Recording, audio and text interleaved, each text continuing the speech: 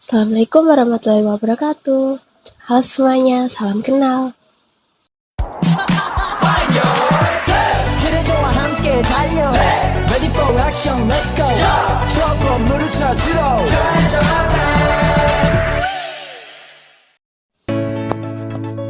Sebelumnya aku mau minta maaf dulu kalau semisal suara aku kurang terdengar atau mungkin kurang jelas ya, karena emang lagi kurang enak badan ya. Jadi ini cuacanya kan lagi pergantian musim ya, jadi buat kalian semua harus jaga kesehatan ya, take care, jangan sampai sakit. Oke, sebelum aku mulai videonya, kayaknya nggak afdol kalau nggak perkenalan dulu nih. Perkenalkan, nama aku Risma Yogi Juliana, biasa dipanggil Risma, dengan NIM 23002424211. Aku dari kelas 2023F, Prodi Teknologi Pendidikan, Universitas Negeri Surabaya.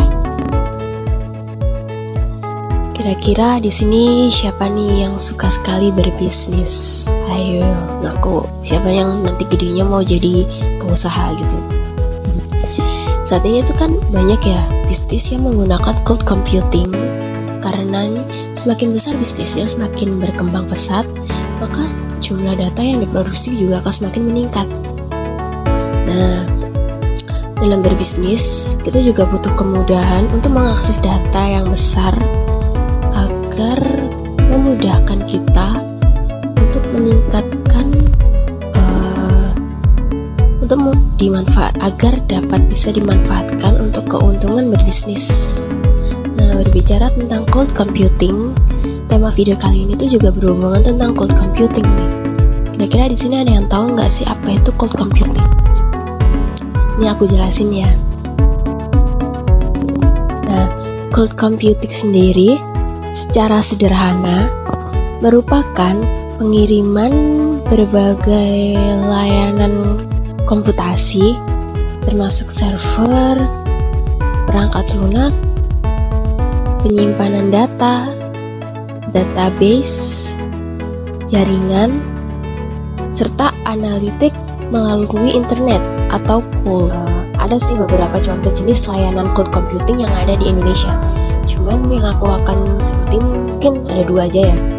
Yang pertama yaitu ada VB Cloud dari PT Awan Integrasi Sandi Data, dan yang kedua yaitu CBN Cloud dari PT Cyberindo Mega Persada. CB Cloud tuh menawarkan solusi bisnis terbaru, business ready solution untuk mendukung proses bisnis industri manufaktur, jasa keuangan serta kesehatan.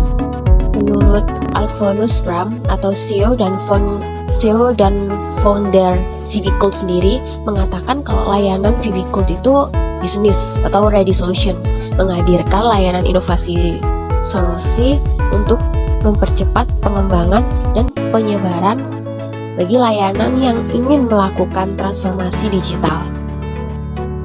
Nah, untuk selanjutnya itu ada CBN Cloud.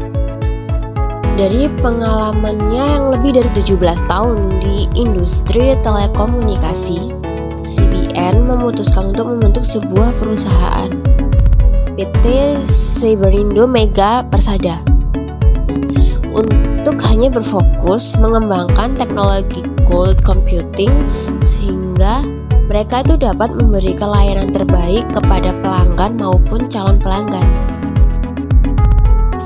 Untuk saat ini, CBN Cloud itu memiliki layanan seperti infrastruktur as service, software as service, dan cloud managed service. Mungkin dengan jangkauan luas layanan yang tersedia ini ya, pelangganku itu tidak perlu mengeluarkan investasi besar pada awal penggunaan untuk penyediaan perangkat keras dan perangkat lunak. Semuanya tersedia di lingkungan cloud dan pelanggan juga dapat dengan mudah membangun topologi sistem sesuai dengan kebutuhan mereka.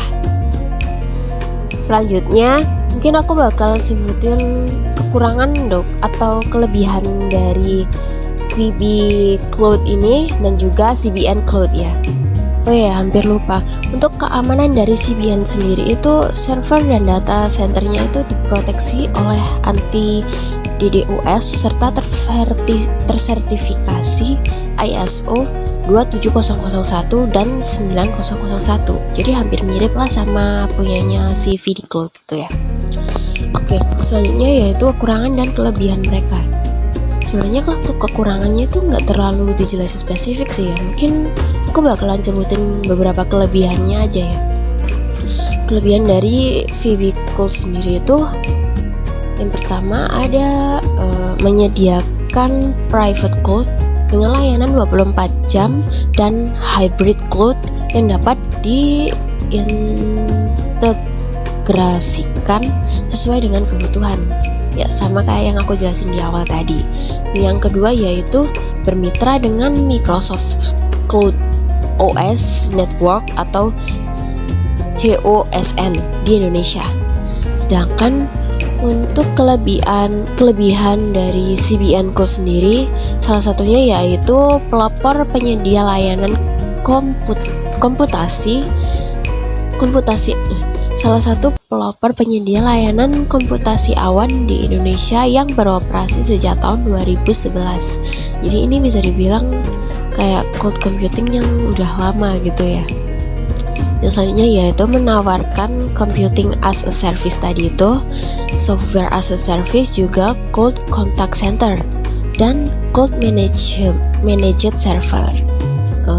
Sebenarnya penting ya untuk dicatat bahwa ini tuh bukan satu-satunya penyedia layanan komputasi awan atau cloud computing di Indonesia, dan mungkin ada banyak pilihan lain yang tersedia dan dengan kelebihan serta kekurangan yang berbeda-beda. Ini cuman aku sebutin 2 contoh aja ya sebagai penjelasan lah. Oke, mungkin cukup sekian ya penjelasan dari aku tentang cloud computing beserta beberapa penyedia layanan yang ada di Indonesia. Kurang lebihnya mohon maaf jika ada salah kata, mohon maklumi. Saya Risma Yogi Juliana undur diri. Wassalamualaikum warahmatullahi wabarakatuh.